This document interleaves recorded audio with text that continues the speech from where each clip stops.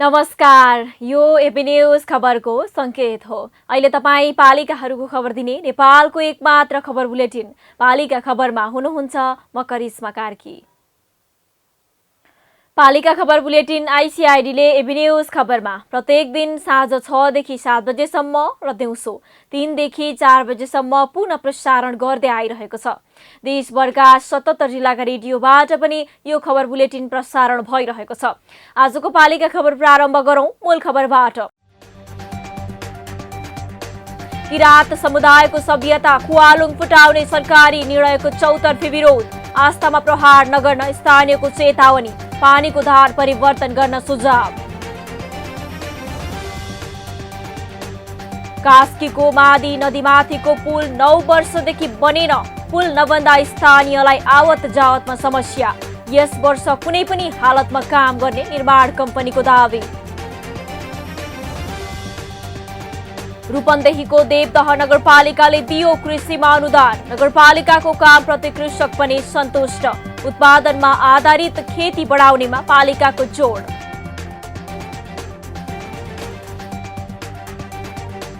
बागलुङको निसीखोला गाउँपालिकावासीका घर घरमा धारा, आँगनमै धारामा पानी आउँदा स्थानीय खुसी।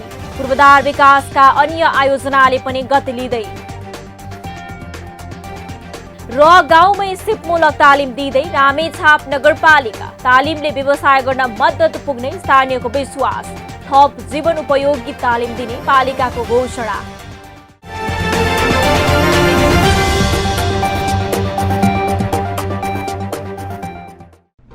जन जनको आशा भरोसा र विश्वास हो पालिका। जनताद्वारा जनताले जनताकै लागि शासन गर्ने संयन्त्र हो पालिका। उसो भए जनताले के पाइरहेका छन्, के थिए त अपेक्षा? नेतृत्व, नीति र व्यवहार सही छ? बजेट, कार्यक्रम र अभियान पर्याप्त छन्? गरेन, भएन, हुँदैन मात्र भन्ने कि अब यसो गरौँ र यसरी गरौँ पनि भन्ने? पहरेदारी र खबरदारीसँगै अब दिशानिर्देश गर्नु छ। हाम्रो स्थानीय सरकारलाई सचेत गराउने हाम्रै समाचारले हो। अब अट्नेछ सबैको खबर। यो हो पालिका खबर।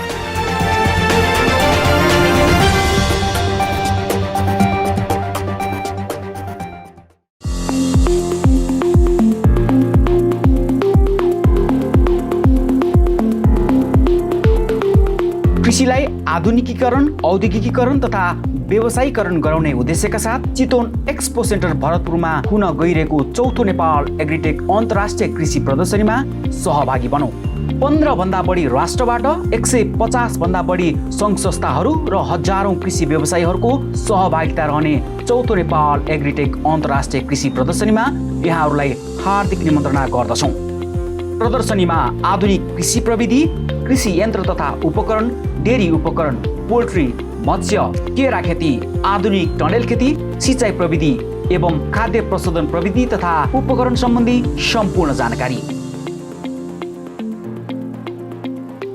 यही चैत्र 27, 28 र 29 गते। स्थान चितवन एक्सपो सेन्टर भरतपुर चितवन।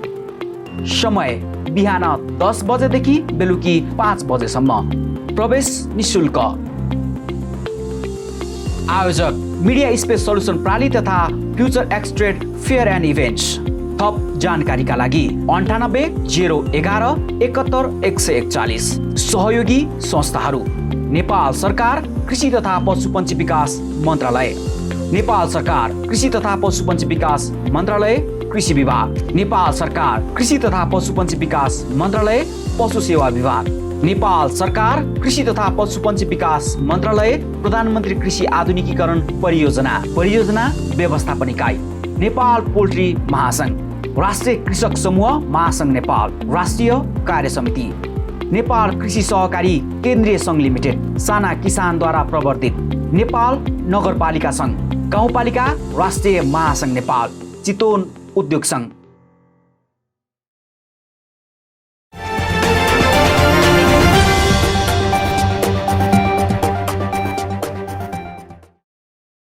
पालिका खबर अब विस्तारमा। सप्तकोशी नदीको बीचमा एउटा ठूलो ढुङ्गा छ जसलाई खुवालुङ भनिन्छ।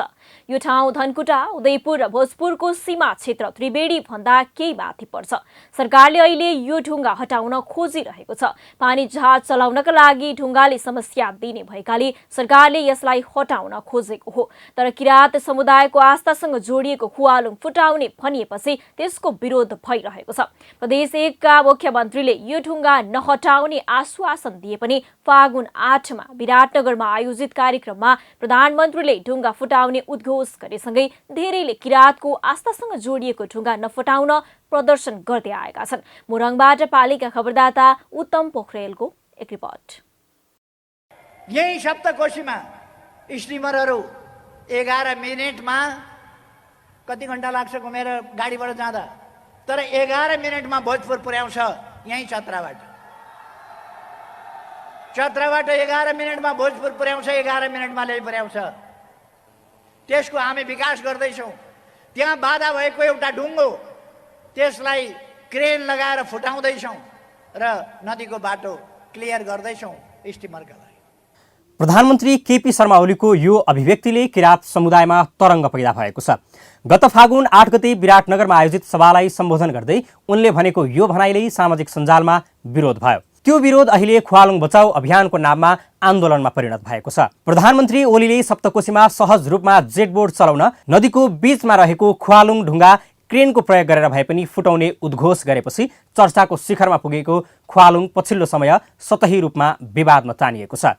प्रधानमन्त्रीले क्रेन लगाएर फुटाउँदैछौँ भनेको ढुङ्गोलाई किराँती समुदायले खुवालुङ भन्ने गर्दछन्।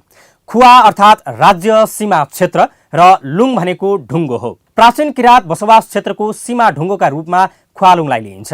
खुवालुङ अरुण तमोर र दुधकोशी नदीको सङ्गम स्थलमा अवस्थित छ। धनकुटा, भोजपुर र उदयपुरको सिमानामा पर्छ। यति मात्र होइन, खुवालुङमा किराँती समुदायको मिथकहरू थुप्रै छन्। खुवालुङ किराँतको सांस्कृतिक आस्थाको केन्द्र पनि हो। यसको ऐतिहासिकताले पनि अर्थ राख्ने गर्दछ। खुवालुङलाई किराँती सभ्यताको विकास क्रमको ऐतिहासिक स्थल मानेर श्रद्धाका साथ पुज्ने गरिन्छ। राजनीतिक र पुरातात्विक महत्त्व बोकेको मैना मैनीगढी अहिले पनि उदयपुरमा छ। तर सरकारले विकल्प खोज्ने प्रयास नगरी यसलाई मेटाउन खोज्नु गलत भएको अगुवाको भनाइ छ। त्यहाँबाट चाहिँ नै फर्केको टोली चाहिँ अहिले कोचे, मेचे चाहिँ तपाईँको धिमाल चाहिँ थारू चाहिँ दनुवार चाहिँ यतै तराईतिर बसे भन्ने चाहिँ कथा जोडिएको छ। र अर्को चाहिँ हाम्रो धामीहरू चाहिँ धामी बस्दाखेरि नचुङ जन्मेदेखि मरिन्जलसम्म जुन संस्कारमा धामी चाहिन्छ। धामी बस्दाखेरि चाहिँ तपाईँको आत्मिक यात्रा गर्नुहुन्छ। पहाडतिर चाहिँ नि जाने क्रममा हिमाल चाहिँ पहाड हुँदै चाहिँ नि माथि नियामासम्म पुग्नुहुन्छ र तराईतिर झर्दाखेरि चाहिँ सप्तकोशीसम्म आउनुहुन्छ र त्यो खुवालुङमा पुगेर त्यो खुवालुङ दुईपट्टि पानी छ, त्यहाँ पुग्नलाई नछुङहरूले धामीहरूले चाहिँ त्यो बेला चाहिँ तपाईँको डुगा खियाको सिली गर्नुहुन्छ। किराँतको मिथक, संस्कृति र सभ्यतासँग खुवालुङको सम्बन्ध जोडिएको भन्दै फुटाउन नहुने किराँत समुदायको तर्क छ। खुवालुङलाई किराँत खम्बु समुदायले आफ्नो देउता भएको र सबै संस्कार यही ढुङ्गाबाट सुरु हुने गरेको बताउँदै आएका छन्। ढुङ्गा फुटाउँदा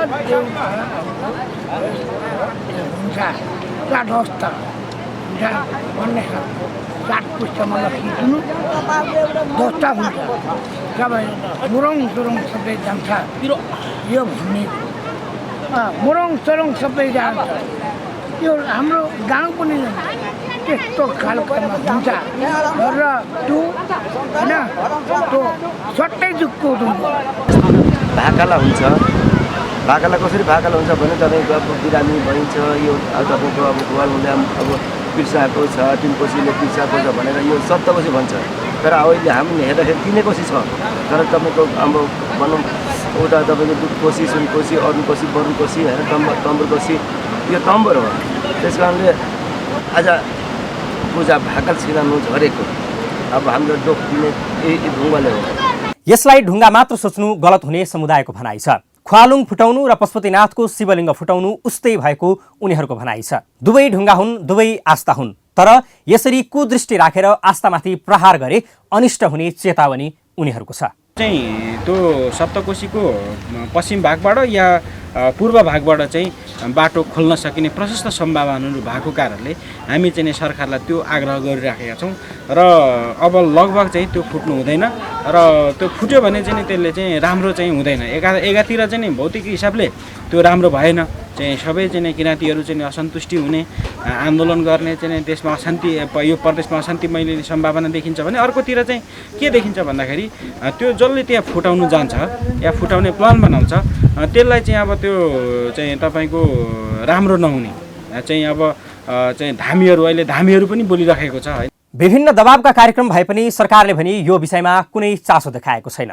प्रदेश सरकार विस्तार गर्न व्यस्त देखिन्छ भने संघीय सरकार जोगाउने खेलमा व्यस्त छ। नागरिक अगुवादेखि प्रदेशकै सांसदले समेत यसको विरोध गर्दै आइरहेका छन्। किराँतीको सभ्यतासँग जोडिएकोले ख्वालुङलाई फुटाउन नहुने मन्त्रीले समेत बताउँदै आएका छन्। जाति र समुदायलाई प्रतिनिधित्व गर्ने चाहिँ मतलब यो सम्पदालाई हटाएर या यस्तोलाई क्षति पुर्याएर गर्ने भन्ने होइन।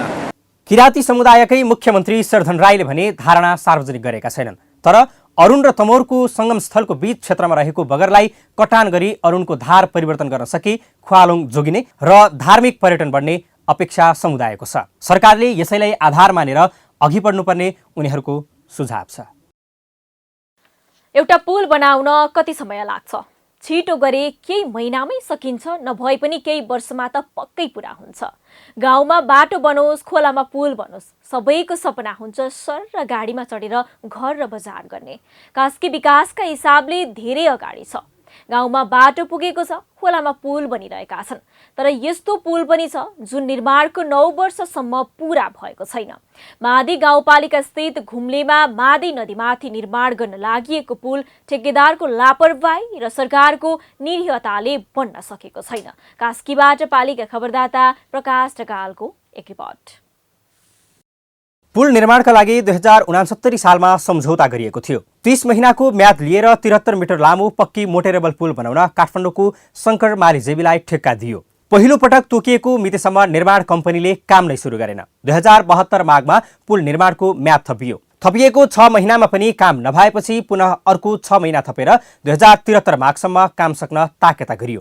पछिल्लो पटक म्याद थपिएको पनि 5 वर्ष पूरा भइसक्यो, तर पुल ठडिएन। ठेकेदारकै लापरवाहीले पुल समयमा नबनेको डिभिजन सडक कार्यालय पोखराले जनाएको छ। यो वर्ष भने काम सकिने डिभिजन सडक कार्यालय पोखराको विश्वास छ। यद्यपि काम अझै धेरै नै बाँकी छ। कालिका माझठाना हुँदै घुम्लेबाट मुजिरे डाँडादेखि लमजुङसम्म जोड्ने सडकका लागि यो पुल बनाउन लागि हो। पुल नबन्दा स्थानीयलाई आवत जावतमा समस्या परेको छ। यतातिरको यो भेगको लमजुङदेखिको उहाँ भले गाउँदेखिको मान्छे यो पुल बनेपछि सबै यहाँ हिँड्छ। पोखरा यहाँदेखि पोखरा चाहिँ 1 घन्टामा पुग्ने भयो। यो यतातिरको जनताहरू भयङ्कर खुसी छ। यस्तै प्रगति अरू ठाउँमा नि भएको देख्न पाऊँ के अरे। अब हाम्रो त धन्नै हुन लाग्यो। धेरै दबाब दिएपछि मात्रै ठेकेदारले अहिले काम गरेको हो। ठेकेदारले कहिलेकाहीँ वर्षा लागेपछि सामान लगेर थुपार्ने र काम गरे जस्तो मात्रै गरेर पटक पटक बजेट निकासा लिँदै आएको छ। पुल निर्माणको काम बाँकी नै रहँदा करिब पुरै बजेट निकासा गइसकेको छ। 5 करोड 9 लाख रुपैयाँमा ठेक्का सम्झौता भयो। ठेकेदारले 2072 पछि मात्रै कन्ट्र्याक्टरलाई जिम्मा दिएर काम थाल्यो। गाउँपालिकाले पनि पटक पटक ताकेता गर्यो, तर सुनेको नसुने गरेर काम ढिलो भयो। जिल्ला समन्वय समितिले पनि धेरै पटक अनुगमन गर्यो, काम गर्न दबाब दियो। स्वाभाविकै हो। 69 सालमा सुरुवात भएको पुल आज हामी लगभग 78 सालको हाराहारीमा आएको छौँ, नजिकै आएका छौँ। अब 1 महिना पनि छैन 78 साल लाग्न। यहाँका जनतालाई यो नहुने हो कि भन्ने कुरो पनि उहाँलाई चिन्ता पनि त्यो भएको थियो। तैपनि कामले अब एउटा धेरै काम बाँकी भएको हुनाले अब काम पक्कै हुन्छ। हामीले त बिचा के पनि भन्यौँ भने ठेकेदारले यो काम सम्पन्न गर्न सक्दैनन् भने, उनले तोड्छन् भने उनलाई तोडाएर बरु स्थानीय तहले काम गर्नुपर्छ कि जिल्ला समन्वय समितिको अगुवाईमै रकम छुट्याउनुपर्छ कि हामी त्यो पनि गर्न तयार छौँ भनेर हामीले भनिसकेपछि निर्माण व्यवसायीले आएर यति काम गर्नुभएको छ।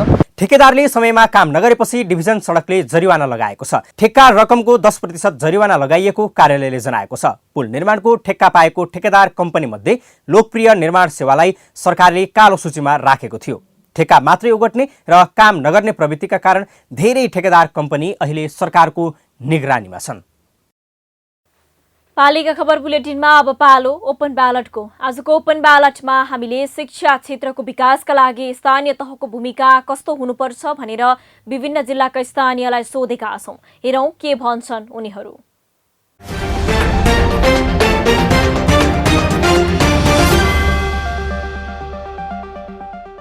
तहबाट शैक्षिक सत्रमा गर्ने सुधारहरूको बारेमा स्थानीय तहबाट जुन शैक्षिक नीति बनाउने काम पनि कतिपय स्थानीय तहमा भएका छैनन्। दरबन्दी मिलानका कामहरू भएका छैनन्। शैक्षिक सुधारका भवनका हिसाबले होस्, चाहे शिक्षाको हिसाबले होस्, स्थानीय पाठ्यक्रमको हिसाबले होस्, गुल्मी जिल्लाको जुन कफीको एउटा पाठ्यक्रम मिसाइएको छ त्यसलाई पनि व्यवस्थित गरेर लगिएको छैन। त्यसो भएको हुनाले स्थानीय स्तरमा स्थानीय सरकारहरूले स्थानीय स्तरको शैक्षिक वृद्धिलाई बढाउनका निम्ति धेरै मेहनत गर्नुपर्छ, अहिले सकिरहेका छैनन्। त गुणस्तरको अब यस्तो हो, स्थानीय गुणस्तर स्थानीय तहले पनि खासै के पाठ्यक्रमहरू पनि केन्द्रबाटै आउने हो अनि नीतिहरू पनि केन्द्रबाटै आउने हो र त्यसलाई कार्यान्वयन गर्ने विषयमा केही शैक्षिक गुणस्तर सुधारका कुराहरू गर्न सक्छ। केही पर्सेन्टेजमा विद्यार्थीहरूलाई पास मार्गमा जाने विद्यार्थीहरूलाई को सङ्ख्या वृद्धि गर्न सक्छ। तर राज्यलाई चाहिने किसिमका जनशक्ति त्यो विद्यालयले उत्पादन गर्न सक्दैन, किनभने राज्यसँग नै तिनीहरूलाई व्यवस्थापन गर्ने त छैन, राज्यसँग व्यवस्थापनको पक्ष छैन। शैक्षिक क्षेत्रलाई उजागर गर्न यहाँका प्रत्येक स्थानीयले संरचना बदलेर मात्रै हुँदैन, हामीले संस्कार बदल्न जरुरी छ। प्लस मैले यो भन्नको अर्थ के भने घर घरमा आफ्नो शिक्षा क्षेत्रमा लाग्ने भावी आफ्नो बालबच्चा भनौँ भावी कर्णधारहरूलाई कस्तो बाटोतिर लगाउने र स्थानीय सरकारसँग आफूले माग के राख्ने र चाहिँ उनीहरूलाई कसरी घचघच्याउने भन्ने चाहिँ एकदमै अभिभावकको चाहिँ भूमिका चाहिँ नसक्छ है, गहन रूपमा रहन सक्छ। स्थानीय तहको चाहिँ हाम्रो शिक्षा क्षेत्रमा चाहिँ स्वास्थ्यमा हाम्रो निष्पक्ष के हुनु पर्यो भने सर्वप्रथम मेरो भनाइमा यो नेपालमा हाम्रो सर्वप्रथम स्वास्थ्य र शिक्षामा एकदम चाहिँ हाम्रो निःशुल्क नेपाल सरकारको निःशुल्क हुनु पर्यो। एकदम गरिबहरूले एकदम स्वच्छमा सुखमा अनि एकदम धुनी बनाउन भनेपछि एकदम शिक्षा र स्वास्थ्यमा एक नम्बरमा चाहिँ मेरो निःशुल्कमा आउनु पर्यो नेपाल सरकारले। त्यसमा नभएर पनि शिक्षामा एकदम हाम्रो पाठ्य पुस्तक विद्यार्थीको अब परीक्षा सिद्धियो, परीक्षा त्यो सिद्धिँदा बित्तिकै तुरन्त पाठ्य पुस्तक ल्याएर हाम्रो स्टारमा आउनु पर्यो। शैक्षिक अवस्था सुधार्नको लागि यहाँ शिक्षा समिति जुन छ त्यो शिक्षा समितिलाई कन्टिन्यू एउटा नीति निर्देशन हुनुपर्छ। त्यसको लागि अनुगमन टाइममा समय समयमा अनुगमन गर्नुपर्छ। त्यो अनुगमन लगातार रह्यो भने र नगरपालिका स्थानीय सरकारको भूमिका राम्रो रह्यो भने त्यतिकै राम्रो हुन्छ। त्यसमा स्थानीय सरकारले अनुगमन गर्नु पर्यो। को टिचर पढाउन आउँछ आउँदैन हैन, ऊ रेगुलरिटी छ कि छैन, विद्यार्थीलाई राम्रो पढाइराखेको छ छैन। जुन शिक्षा समिति छ नगर स्तरीय स्थानीय सरकारले बनाएको त्यसले हेर्नुपर्ने हो। खालि भत्ता खाएर बस्ने, अफिसमा कुर्सी हलाएर बस्ने, कमिसनको मात्रै जो शिक्षकले जो हेड सरले कमिसन दियो त्यसको निकासा गर्ने, जसले कमिसन दिएन भने त्यसलाई निकासा पनि नगर्ने, कति शिक्षकहरूले तलब पनि खान पाएको छैन मेयरको पार्टीको शिक्षक होइन भने, अनि कसरी शिक्षाको सुधार हुन्छ?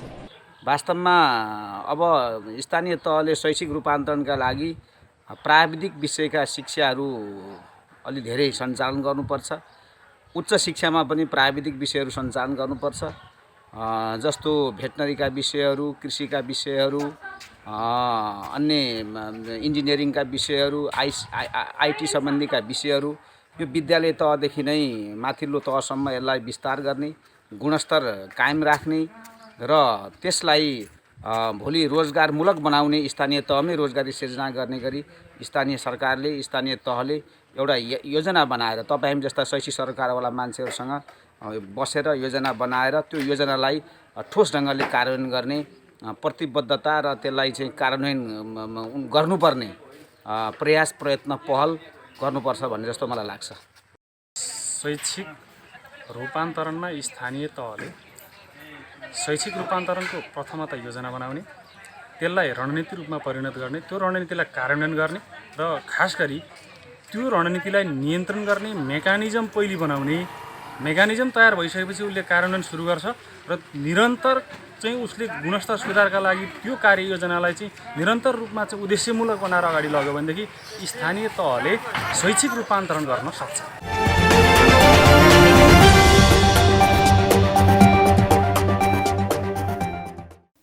पालिका खबरको सिलसिला अझै जारी छ, त्यसअघि विश्राम अघि मूल खबर।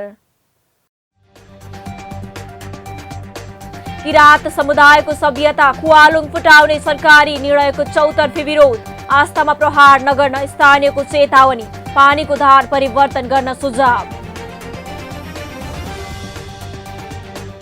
कास्कीको मादी नदीमाथिको पुल 9 वर्षदेखि बनेन, पुल नबन्दा स्थानीयलाई आवत जावतमा समस्या, यस वर्ष कुनै पनि हालतमा काम गर्ने निर्माण कम्पनीको दावी। रूपन्देहीको देवदह नगरपालिकाले दियो कृषिमा अनुदान, नगरपालिकाको कामप्रति कृषक पनि सन्तुष्ट, उत्पादनमा आधारित खेती बढाउनेमा पालिकाको जोड।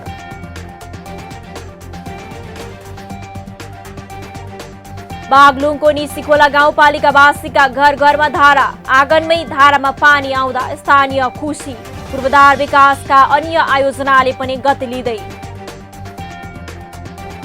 र गाउँमै सिपमूलक तालिम दिँदै रामेछाप नगरपालिका, तालिमले व्यवसाय गर्न मद्दत पुग्ने स्थानीयको विश्वास, थप जीवन उपयोगी तालिम दिने पालिकाको घोषणा।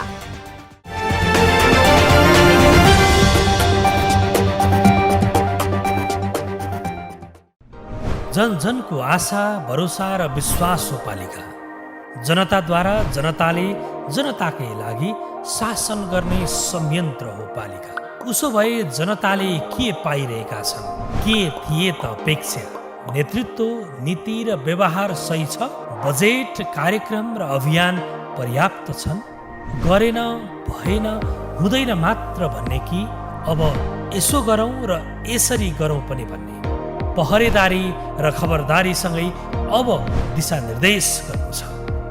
हाम्रो स्थानीय सरकारलाई सचेत गराउने हाम्रै समाचारले हो। अब अट्नेछ सबैको खबर, यो हो पालिका खबर।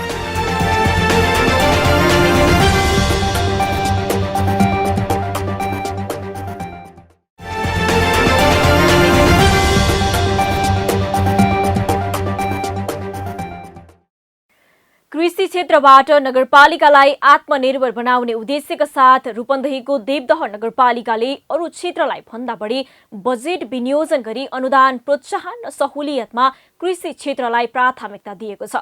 देवदह नगरपालिकाको लुम्बिनी प्रदेश सरकार र संघीय सरकारको गरी कुल 2 करोड बजेट कृषि क्षेत्रमा विनियोजन भएको र त्यही अनुसारको काम भइरहेको नगरपालिकाले जनाएको छ। रूपन्देहीबाट पालिका खबरदाता चन्द्रकान्त खनालको एक रिपोर्ट।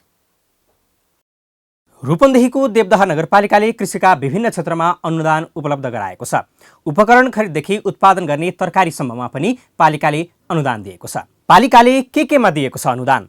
सिँचाइमा अनुदान, बिउ बिजनमा अनुदान, थोपा सिँचाइ मलसिडमा अनुदान, चक्लाबन्दीमा अनुदान, लेजर लेभलमा अनुदान, विद्युतीय पम्पबाट सिँचाइ गर्ने डिप बोरिङमा अनुदान, विद्युतको बिल भुक्तानी गर्नेलाई अनुदान, तरकारीमा 1 केजीमा 3 रुपैयाँ अनुदान।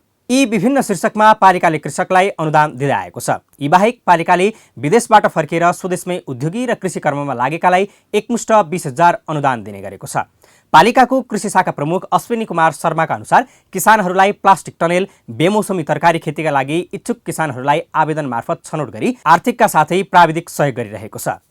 प्राङ्गारिक मलमा अनुदान, त्यसपछि कृषि यन्त्र उपकरणमा अनुदान 50% र बजारीकरणको लागि पनि अनुदान छ। सङ्कलन केन्द्र पनि निर्माणाधीन छ, हाम्रो निर्माण भइराखेको छ र उत्पादन भएका तरकारीहरूमा प्रति केजी 2 रुपियाँ किलोको दरले उत्पादनमा आधारित अनुदान कार्यक्रम दिएका छौँ हामी। यति धेरै अनुदान र सहयोग गरिरहेको नगरपालिकाको कामप्रति कृषक पनि सन्तुष्ट देखिन्छन्। नगरपालिकाले 20 बिघा क्षेत्रमा मकै, 20 बिघा क्षेत्रमा तरकारी पकेट क्षेत्र लगायतका क्षेत्रमा अनुदान, सल्लाह सुझावमा कुनै कमी नरहेको स्थानीयको भनाइ छ। हाम्रो यो मकै पकेट सञ्चालन भएको यो दोस्रो कार्यकाल, दोस्रो वर्ष भन्नु पर्यो र नगरपालिकाले पकेट क्षेत्रको हिसाबले हामीलाई चाहिँ नि बिउमा 50%, बिसादीमा 50% अनि मल खादको लागि डिलरसिप दिएर चाहिँ नि हामीले सरकारी अनुदानको चाहिँ नि मल प्रयोग गरेका छौँ। त्यसपछि हामीलाई चाहिँ नि मसिनरी औजार भनेर बोरिङहरू मोटर बोरिङ सिँचाइको लागि उपलब्ध गराएको छ। देवदह नगरपालिकाका नगर प्रमुख हीरा बहादुर खत्रीका अनुसार उत्पादनमा आधारित खेतीलाई प्रोत्साहन गर्दै देवदह नगरपालिकाले कृषिमा धेरै बजेट विनियोजन गरेको छ। कृषकलाई बिउ, मल औजार लगायतका क्षेत्रमा 50% भन्दा बढी अनुदान दिएको नगर प्रमुखको दाबी छ। मेरो आग्रह चाहिँ के हो भने स्थानीय तहको सम्भावना र त्यहाँको आवश्यकतालाई हेरिकन कार्यक्रम चाहिँ स्थानीय तहले बनाउने, त्यो अनुसारको बजेट कृषि क्षेत्रमै खर्च गर्ने गरी सशक्त चाहिँ पठाउनुपर्छ अबको दिनमा सङ्घ र प्रदेशले पठाउँदाखेरि भन्ने चाहिँ लाग्छ। र देवदह नगरपालिका त्यसै पनि अब कृषिजन्य र उर्वर भूमि भएको ठाउँ छ। यहाँ थुप्रै समूह सहकारीहरू कृषि क्षेत्रमा आबद्ध भएर काम गरिरहेको छ। वार्ड नम्बर 11, 12मा विशिष्ट तरकारी उत्पादन छ। 1 र 2लाई हामीले मकै जोनको रूपमा चाहिँ छुट अगाडि बढाउने सोचिरहेका छौँ। वार्ड नम्बर 5लाई पनि त्यही सोचिरहेका छौँ। वार्ड नम्बर 6 अर्ग्यानिक खेती का लागि प्रसिद्ध छ। त्यो अर्ग्यानिक तरकारी खेतीलाई चाहिँ हामीले प्रोत्साहित गर्ने कार्यक्रमहरू चाहिँ ल्याएका छौँ। यसरी पालिकाले कृषिमा लगानी गर्दै जाने हो भने कृषकले हौसला त पाउँथे नै, साथै पालिका पनि कृषि क्षेत्रमा अब्बल साबित हुन सक्छ। त्यसैले कृषिमा हरेक स्थानीय सरकारले लगानी गर्न आवश्यक छ। पालिका खबर बुलेटिनमा अब पालो पालिका टकको।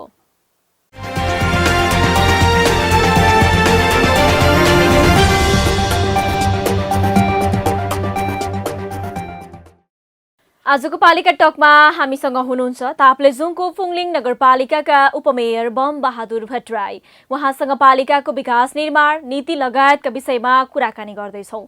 उपमेयरज्यू नमस्कार अनि स्वागत छ यहाँलाई पालिका टकमा। धन्यवाद, नमस्कार।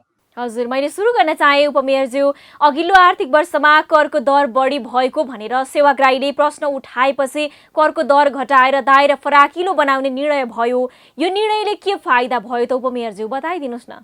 धन्यवाद। हामीले अघिल्लो आर्थिक वर्षमा हामी यो स्थानीय तह गठन भइसके पछाडि, हामी निर्वाचित भएर आइसके पछाडि राजस्वको दरलाई कसरी छलफल गरेर कसरी अगाडि बढाउने भन्ने विषयमा हामीलाई त्यति धेरै नलेज पनि हुन सकेन। त्यसले गर्दाखेरि हामीले अघिल्लो आर्थिक वर्षमा हाम्रै आफ्नो तरिकाले राजस्वलाई विस्तृत ढङ्गले व्यवस्थित गरेर चाहिँ ठुलो एमाउन्टमा उठाउन सकिन्छ भन्ने हिसाबले हामी गयौँ र प्राज्ञिक व्यक्तित्वहरूसँग हामीले वृहत छलफल गऱ्यौँ। छलफल गरिसके पछाडि हाम्रो क्षमता र हाम्रो यहाँको आवश्यकता र हामीले दरका राजस्वका दर चाहिँ बढाउने भन्दा पनि दायरालाई बढाएर अगाडि बढाउनुपर्छ भन्ने सबैको सल्लाह सुझाव मुताबिक अगाडि बढ्दाखेरि हामीले अहिले राजस्वको दर जुन निर्धारण गर्यौँ यो आर्थिक वर्ष हामी लक्ष्य अनुसारै अगाडि पनि बढेका छौँ। लक्ष्य अनुसार हामी अहिले राजस्वको प्रक्षेपणमा अनुमानमा पनि हामी सफल भइराखेका छौँ। उपमेयरज्यू, नगर प्रमुख र तपाईँ फरक फरक दल र पृष्ठभूमिका हुनुहुन्छ। यो अवस्थाले कार्य सम्पादनमा चाहिँ कतिको असर गर्ने रहेछ उपमेयरज्यू?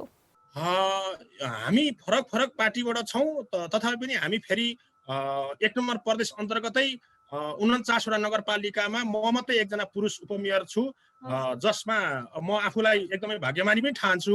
अर्को कुरा, तर पनि हामी कार्य सम्पादन गर्ने सन्दर्भमा यस नगरपालिकामा मेयर साहबसँग मेरो संस्थागत रूपमा कुनै पनि त्यस्तो हाम्रो अन्तर्विरोध छैन अहिलेसम्म। हामी काम गर्ने सन्दर्भमा दुवै पक्ष, हाम्रो मेयर साहब र मेरो चाहिँ अब एक आपसमा छलफल गरेर अन्तर्क्रिया गरेर कामलाई चाहिँ सफल तुल्याउनेतर्फ नै हाम्रो चाहिँ उद्यत रहन्छ। त्यसले गर्दा हाम्रो आन्तरिक मनमुटाव र कुनै त्यस्तो एकअर्कामा हाम्रो नराम्रो पनि छैन अहिलेसम्म। हजुर, उपमेयरज्यू, स्थानीय सरकार जनमैत्री, पारदर्शी सुशासनका सबै सूचकले भरिएको हुनुपर्छ भन्ने छ। पारदर्शिताका कायम गर्न फुङलिङ नगरपालिकाले अपनाएका मापदण्ड चाहिँ के छन् त? एकदमै महत्त्वपूर्ण प्रश्न गर्नुभयो। हामीले नगरपालिकाले पारदर्शी रूपमा चाहिँ हाम्रो र जनमैत्री ढङ्गले चाहिँ नगरपालिकालाई स्थानीय सरकारलाई अगाडि बढाउनुपर्छ भन्ने सन्दर्भमा हामीले विभिन्न माध्यमद्वारा पनि हामीले गरेका काम कारबाहीहरूलाई चाहिँ सार्वजनिकरण गरेका छौँ। त्यति मात्र नभएर हामीले जनता समक्ष हामीले आम भेला गरेर हामीले सार्वजनिकरण पनि गरेका छौँ।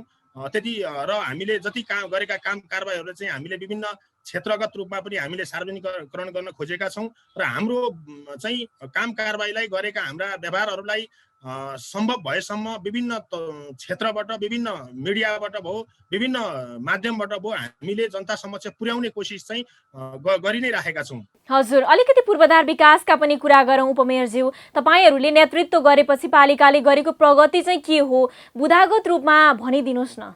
थुप्रै टोल बस्ती स्तरमा विद्युतीकरण भइसकेको थिएन, त्यो अहिले हामीले पुरा गरिसकेका छौँ। त्यस्तै हामीले सडक सञ्जालहरू त अब प्रशस्त सबैतिर जोडि नै सकेका छौँ, त्यसमा समस्या छैन।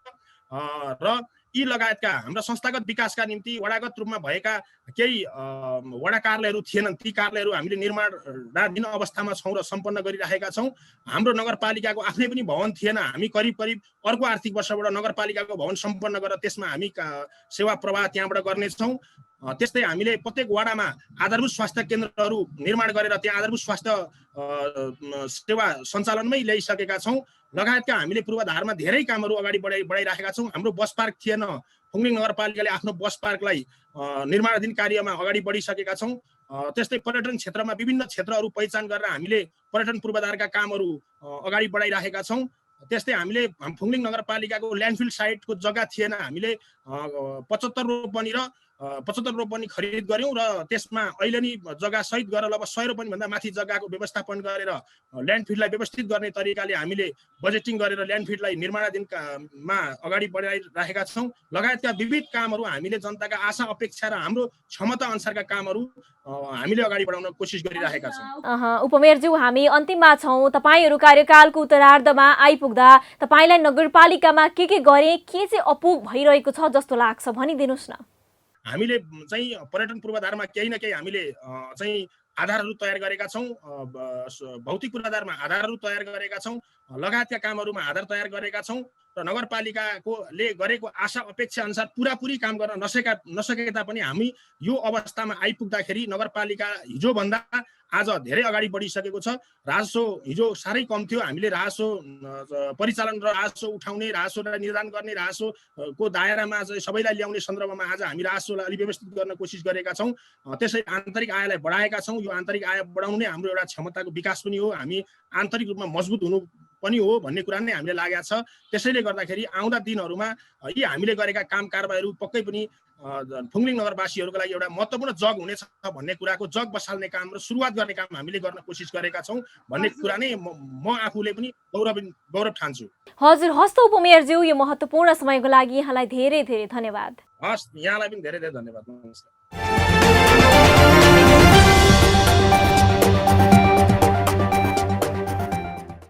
अब हट्ने छन् सबैका खबर, यो हो पालिका खबर।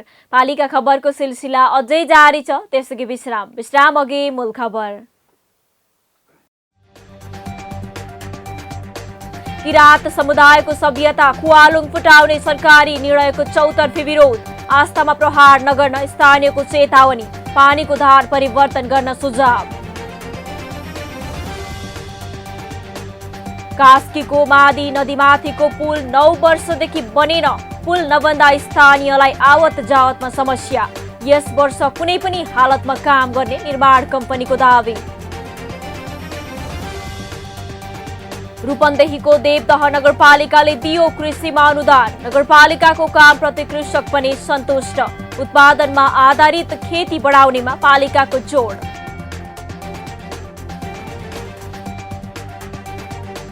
बागलुङको निसीखोला गाउँपालिकावासीका घर घरमा धारा, आँगनमै धारामा पानी आउँदा स्थानीय खुसी, पूर्वाधार विकासका अन्य आयोजनाले पनि गति लिँदै।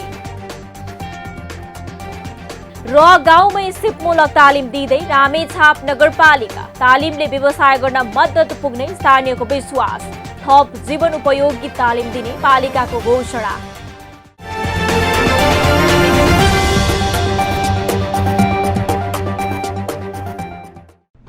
जन जनको आशा भरोसा र विश्वास हो पालिका। जनताद्वारा जनताले जनताकै लागि शासन गर्ने संयन्त्र हो पालिका। उसो भए जनताले के पाइरहेका छन्, के थिए त अपेक्षा? नेतृत्व, नीति र व्यवहार सही छ? बजेट, कार्यक्रम र अभियान पर्याप्त छन्? गरेन, भएन, हुँदैन मात्र भन्ने कि अब यसो गरौँ र यसरी गरौँ पनि भन्ने? पहरेदारी र खबरदारीसँगै अब दिशानिर्देश गर्नु छ। हाम्रो स्थानीय सरकारलाई सचेत गराउने हाम्रै समाचारले हो। अब अट्नेछ सबैको खबर। यो हो पालिका खबर।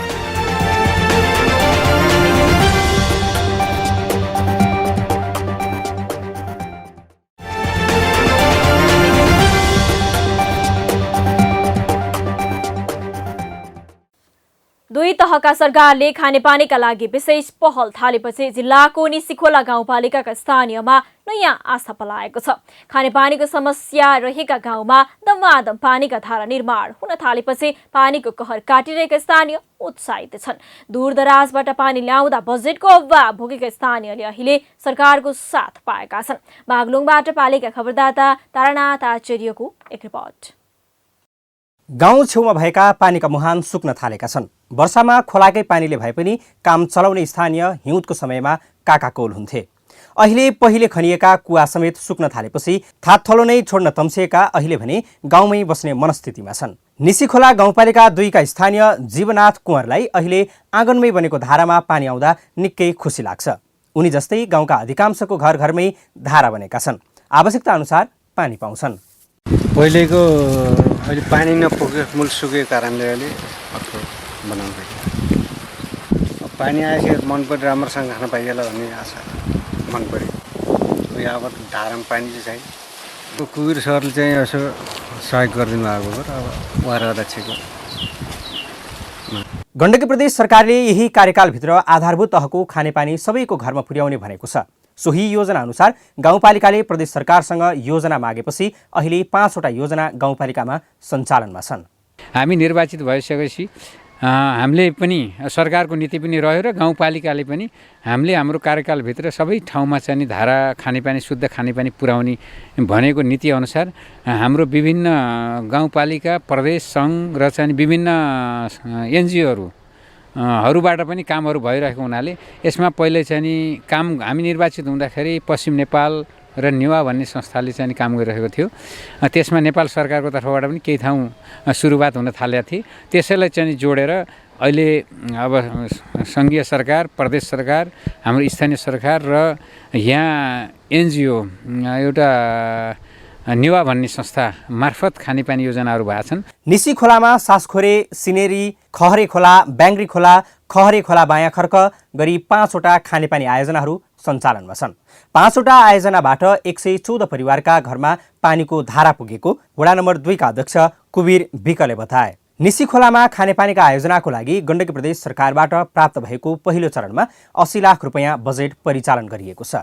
प्रदेश सरकारले जहाँनिर पानी पुगेको छैन प्रत्येक घरमा पानी पुर्याउने योजनासहित निसी खोला गाउँपालिकाबाट पनि निवेदन हालिएको थियो। निवेदन हाले अनुसार करिब चाहिँ यहाँ 5 वटा योजना, एउटा चाहिँ सासखरे खानेपानी योजना, अर्को चाहिँ सिन्डेरी खानेपानी योजना देलधारा, त्यसपछि एउटा चाहिँ खहरे खोला, तल्ला बेङ्ग्री जुन कुहिने तोल खानेपानी योजना भन्ने शीर्षक छ।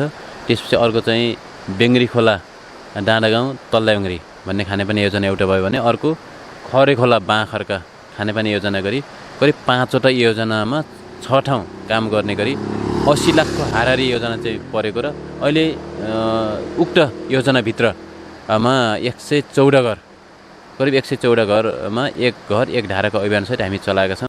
खोलाको फोहोर पानी, वर्षाको बाढीको पानी र पशु चौपायाका लागि बनाइएका कुवाको फोहोर पानीको भरमा रहेका निसीवासीलाई अब भने सफा पानी पाउने आशा पलाएको छ। पालिका खबर बुलेटिनमा अब पालो पालिकामा आज दिनभर कुन पालिकामा के भयो। सहकर्मी सन्तोष पोखरेलको साथमा पालिकामा आज।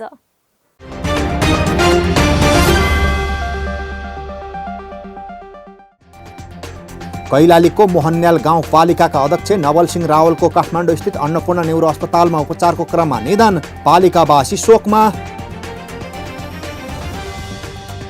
स्याङ्जाको गल्याङ नगरपालिकामा राष्ट्रपति रनिङ सिल्ड खेलकुद प्रतियोगिता सुरु, प्रतियोगितामा विद्यार्थीको सहभागिता।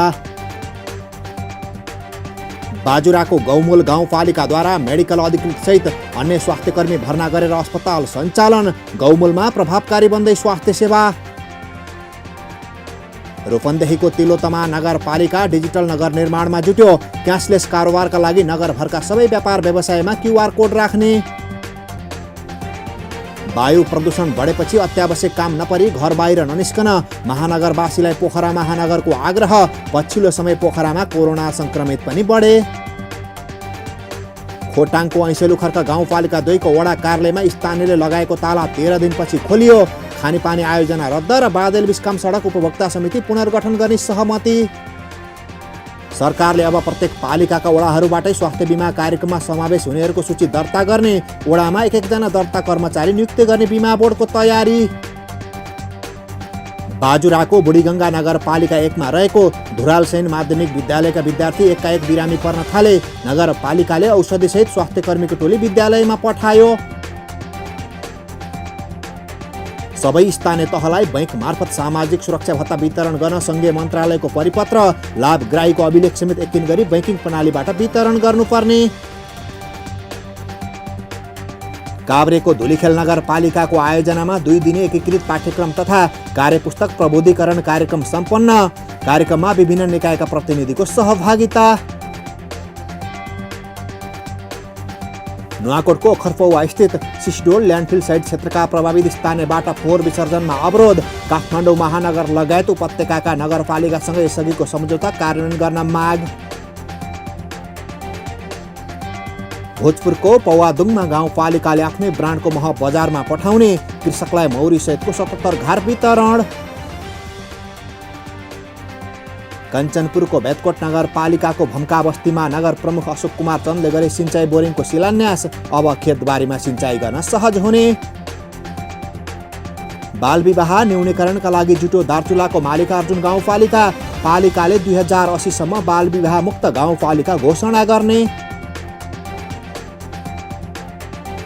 गुल्मीको रेसुङ्गा नगरपालिकाले किशोरीलाई दियो आत्मरक्षा तालिम। तालिममा 200 किशोरीको सहभागिता। लमजुङको बेसी सहर नगरपालिकामा 3 वर्षको अवधिमा 29 वटा सडक कालोपत्रे सम्पन्न। नगरभित्रका हरेक गाउँ सडक सञ्जालसँग जोडिए। ललितपुर महानगरपालिकाको नक्खु क्षेत्रमा कृषकले पालेका पशु पन्छीमा बर्ड फ्लू भेटियो। कुखुरा अण्डा र दाना नष्ट।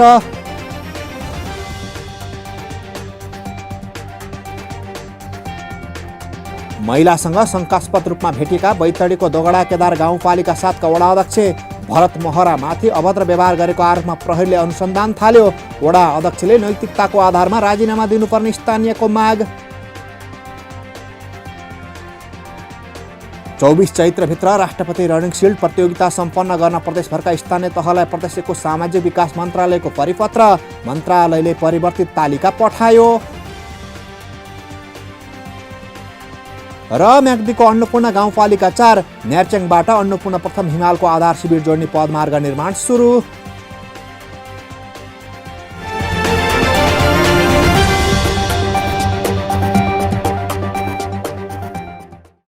न गाउँ न सहर छुट्दैनन् कुनै खबर। यो हो पालिका खबर। पालिका खबरको सिलसिला अझै जारी छ। त्यसअघि विश्राम अघि मूल खबर। किरात समुदायको सभ्यता खुवालुङ फुटाउने सरकारी निर्णयको चौतर्फी विरोध। आस्थामा प्रहार नगर्न स्थानीयको चेतावनी। पानीको धार परिवर्तन गर्न सुझाव। कास्कीको मादी नदीमाथिको पुल 9 वर्षदेखि बनेन। पुल नबन्दा स्थानीयलाई आवत जावतमा समस्या। यस वर्ष कुनै पनि हालतमा काम गर्ने निर्माण कम्पनीको दावी। रूपन्देहीको देवदह नगरपालिकाले दियो कृषिमा अनुदान। नगरपालिकाको कामप्रति कृषक पनि सन्तुष्ट। उत्पादनमा आधारित खेती बढाउनेमा पालिकाको जोड।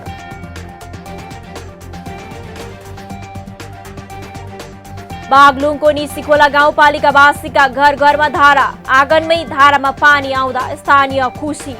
पूर्वाधार विकासका अन्य आयोजनाले पनि गति लिँदै। र गाउँमै सिपमूलक तालिम दिँदै रामेछाप नगरपालिका। तालिमले व्यवसाय गर्न मद्दत पुग्ने स्थानीयको विश्वास। थप जीवन उपयोगी तालिम दिने पालिकाको घोषणा।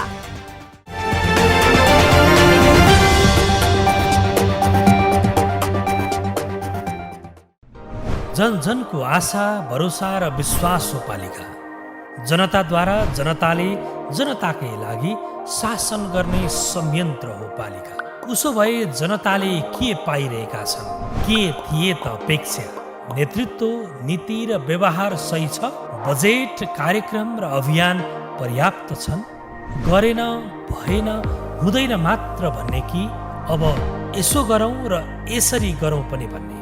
पहरेदारी र खबरदारीसँगै अब दिशानिर्देश गर्नु छ।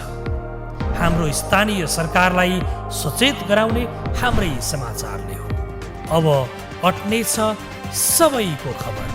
यो हो पालिका खबर।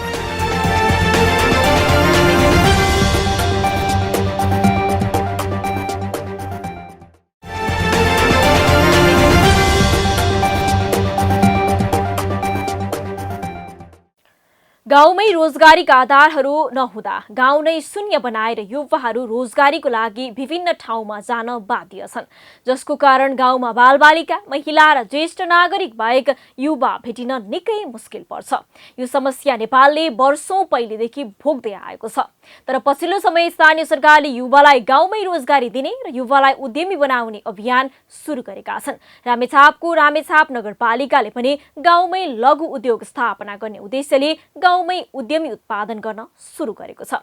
रामेछापबाट पालिका खबरदाता रामचन्द्र विकको एक रिपोर्ट। रामेछाप नगरपालिकाले गरिबी निवारणका लागि लघु उद्यम विकास कार्यक्रम मार्फत गाउँमै उद्यमी उत्पादन गर्ने अभियान चलाएको छ। चालु आर्थिक वर्षमा नगरपालिकाले सकेसम्म गाउँमै पाइने कच्चा पदार्थ प्रयोग गर्दै 120 जना उद्यमी उत्पादन गर्ने गरी सिप विकासको तालिम सुरु गरेको हो। नगरपालिकाले नगरको वडा नम्बर 7 सुकाजोरमा लोपोन्मुख हायु जातिको बसोबास भएको बिर्तामा स्वेटर बनाउने तालिम र तरकारी उत्पादन गर्ने तालिम दिन लागेको छ। यस्तै वडा नम्बर 5 रामपुरमा सीमान्तकृत माझी जातिको बसोबास भएको कोलोन्जोर घाटमा स्वेटर बनाउने र माछा पालन सम्बन्धी तालिम दिन लागेको छ। गाउँमा रोजगारी सृजना गर्ने गरी सुरु गरिएको उद्यमी उत्पादन तालिमसँग स्थानीयको रोजगारी, आर्थिक उन्नति र समृद्धि जोडिएकाले स्थानीयले गाउँमै रोजगारी पाउनुको साथै आर्थिक वृद्धिमा सहयोग पुग्ने नगरपालिकाको भनाइ छ। यो तालिम भनेको तपाईसँग आर्थिक उन्नति जोडेको छ, यो तालिमसँग तपाईहरूको रोजगारी जोडेको छ र अनि यो तालिमसँग तपाईको आर्थिक वृद्धि र समृद्धि पनि जोडिएको छ। तालिम प्राप्त गर्न साथै तपाईहरुले आर्थिक वृद्धि गर्न सक्नु भएन भने, यो तालिम पाइसकेपछि यो तालिमबाट उपलब्धि लिन सक्नु भएन भने हामीले गरेको प्रयास पनि बेकाममा हुन्छ, अर्थहीन हुन्छ। त्यसकारणले तपाईहरुको आर्थिक वृद्धि उन्नति गर्न सक्यो भने मात्रै पनि गर्न सक्यो भने अनि हाम्रो पनि हामीले लिएको लक्ष्यका कुराहरू, हामीले तपाईहरुप्रति गरेको चिन्ताको कुराहरू अनि मात्रै सफल हुन सक्छ। यसअघि विभिन्न संस्थाले सञ्चालन गर्दै आएका यस्ता तालिम तथा कार्यक्रम स्थानीय सरकारले सञ्चालन गर्ने गरी सुरु भएकाले आगामी वर्षहरूमा उद्यमसँग जोडिएको कार्यक्रम निकै राम्रो हुने सिप विकास तालिमको जिम्मेवारी लिएको संस्थाको बुझाइ छ। सिप विकास तालिम मात्र होइन, साँच्चै उद्यमी नै सृजना गर्नु यो कार्यक्रमको मुख्य लक्ष्य र उद्देश्य रहेको छ। त्यसैले गर्दा यो कार्यक्रम आफैमा महत्त्वपूर्ण छ र यो पटक फेरि स्थानीय सरकार मार्फत सञ्चालन भइरहेको हुनाले अझ यसको महत्त्व अझ बढ्न गएको छ र अझ सफल हुन्छ। गाउँमै पहिलो पटक स्वेटर बनाउने तालिम सिक्न पाउँदा सहभागीले खुसी व्यक्त गर्दै रोजगारीमा सहयोग पुग्ने विश्वास व्यक्त गरेका छन्। यो तालिम मैले यहाँभन्दा अगाडि सिकेको थिएन। यहाँ मलाई धेरै अत्यन्त हृदयदेखि नै खुसी लागेको छ। मलाई यो तालिम लिएर म अघि बढ्छु र मैले यो कामलाई नछोडिकन निरन्तरता अगाडि बढाउँछु जस्तो लाग्छ। नगरपालिकाले यस वर्षदेखि गाउँमै लघु उद्योग स्थापना गर्ने उद्देश्यले गाउँका स्थानीयलाई दिन सुरु गरेको सिप विकास तालिम आगामी वर्षमा पनि निरन्तर रूपमा सञ्चालन गर्दै सबै वडामा पुर्याउन सके गाउँमा बेरोजगार भएर बसेका स्थानीयलाई रोजगारीमा लाग्न थप सहयोग पुग्ने देखिन्छ। पालिका खबर बुलेटिनको अन्ततिर छौं। मूल खबर पुनः एकपटक। किरात समुदायको सभ्यता खुवालुङ फुटाउने सरकारी निर्णयको चौतर्फी विरोध, आस्थामा प्रहार नगर्न स्थानीयको चेतावनी, पानीको धार परिवर्तन गर्न सुझाव। कास्कीको मादी नदीमाथिको पुल 9 वर्षदेखि बनेन, पुल नबन्दा स्थानीयलाई आवत जावतमा समस्या, यस वर्ष कुनै पनि हालतमा काम गर्ने निर्माण कम्पनीको दावी। रूपन्देहीको देवदह नगरपालिकाले दियो कृषिमा अनुदान, नगरपालिकाको कामप्रति कृषक पनि सन्तुष्ट, उत्पादनमा आधारित खेती बढाउनेमा पालिकाको जोड।